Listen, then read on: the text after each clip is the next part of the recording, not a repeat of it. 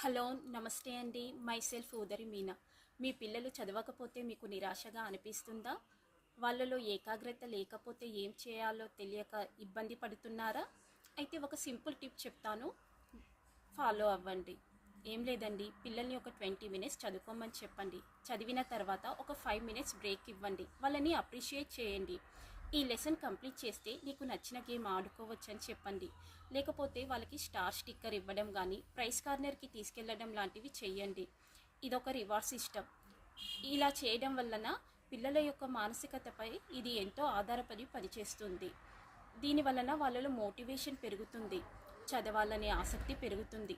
ఇది simple way కానీ చాలా ప్రభావం చూపిస్తుంది. ఈ చిట్కాని ఫాలో చేయండి. ఒకవేళ మీకు ఉపయోగపడిందా కామెంట్ చేయండి, మీ ఫ్రెండ్స్కు షేర్ చేయండి. ఇది ట్రై చేయడం చాలా సులభం అండి. Thank you.